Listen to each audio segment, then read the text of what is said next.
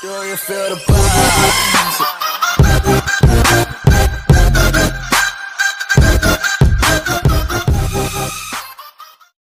Hai, Assalamualaikum warahmatullahi wabarakatuh. Ketemu lagi dengan saya Zara Komaria, konselor sekolah kalian. Oke, di pertemuan kali ini, di video ini kita mau ngebahas tentang bergaul efektif. Banyak yang bilang masa remaja adalah masa paling indah, karena dimana remaja mengalami beberapa perubahan di dalam dirinya, mulai dari perubahan fisik, perubahan mental, perubahan psikis, dan lain sebagainya. Oke, pertama kita mau ngebahas tentang kita next slide dulu ya. Oke, cara bergaul efektif itu pertamanya kita lihat, kita bergaul itu gunanya apa. Yang pertama ya pasti belajar dari pengalaman dalam kehidupan sosial kalian. Oke, belajar pengalaman itu ada beberapa hal yang harus kita perhatikan. Banyak lingkungan yang dapat membantu kita dalam belajar pengalaman ya. Yang pertama, lingkungan keluarga. Yang kedua, lingkungan sekolah. Yang ketiga, lingkungan masyarakat. Ketiga lingkungan tersebut bisa kita ambil bagaimana pengalaman dalam bergaul di lingkungan tersebut ya. Di lingkungan keluarga seperti apa, di lingkungan sekolah seperti apa, di lingkungan masyarakat seperti apa. Oke, selanjutnya. Oke, setelah kalian bergaul, terbangunnya suatu relasi. Relasi itu apa? Hubungan erat antar individu yang bermanfaat. Bermanfaatnya untuk apa aja? Buat diri kalian sendiri maupun orang lain. Kalian tidak hanya berteman dengan itu saja. Biasanya kalian masuk ke kelompok A, kalian bisa masuk ke kelompok B dan selanjutnya. Oke, next slide. Oke, termotivasi. Kenapa bergaul itu membuat kita termotivasi? Karena kita melihat contoh-contoh orang lain di sekitar kita.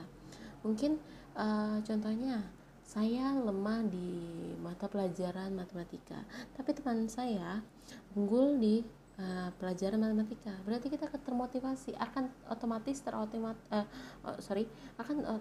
termotivasi karena kita memiliki teman yang bisa dan cerdas dalam mata pelajaran matematika tersebut.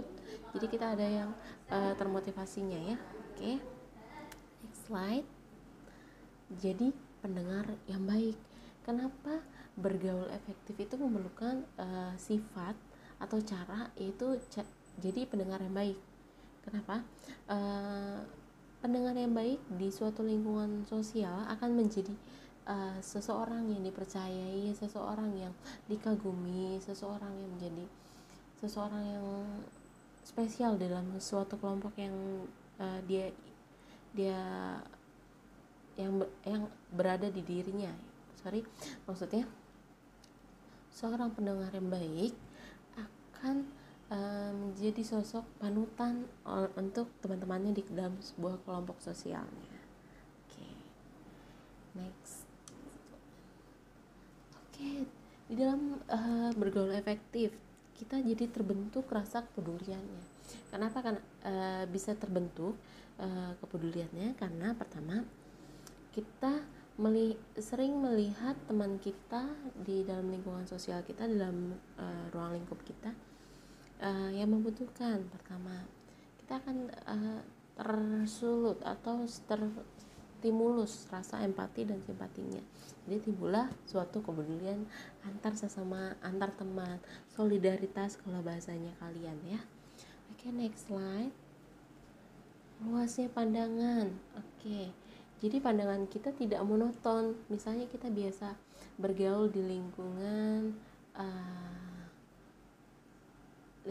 teman-teman sekolah ya, pasti yang ngebahas tentang itu saja. Tapi kalau kita masuk ke lingkungan hobi kita, contohnya lingkungan belajar anime atau lingkungan hobi motor, hobi ya banyak hobi yang kalian miliki lah, kalian akan terbuka lebar, pandangan kalian akan bertambah, pemikiran kalian akan bertambah, pengetahuan kalian akan otomatis tertambah dengan sendirinya. Oke, next. Yakin dengan rencana ke depan. Oke, kita dalam bergaul itu harus mempunyai rencana. Rencana apa sih? Rencana bagaimana kalian untuk hidup di masa depan. Dan kalian kenapa bisa yakin? Karena banyak orang-orang yang memotivasi kalian di dalam lingkungan sosial kalian. Seperti itu. Next slide.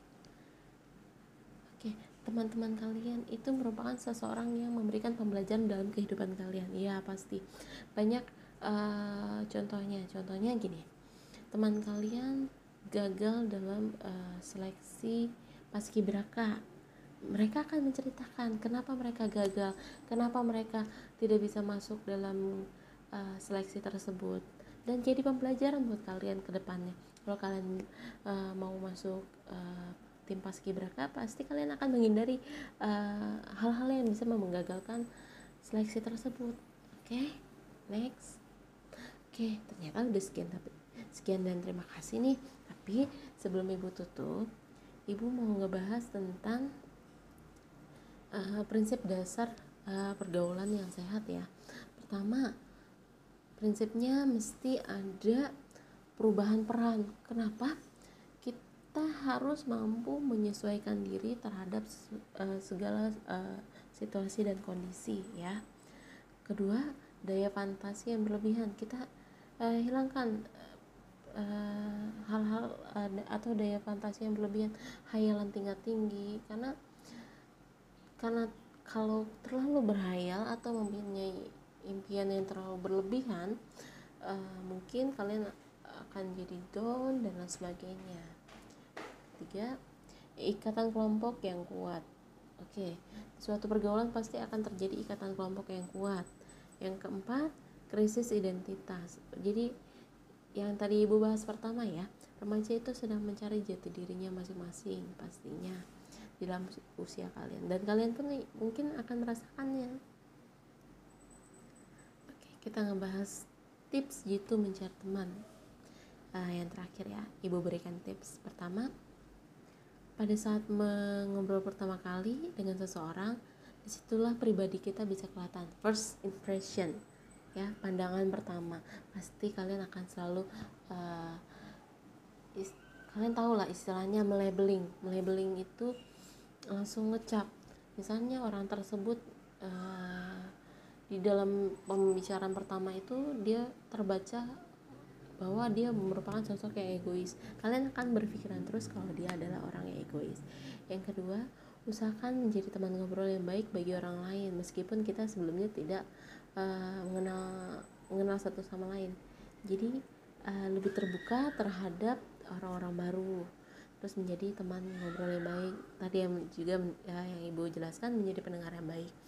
Tiga, pada saat orang lain berbicara, usahakan tatap matanya.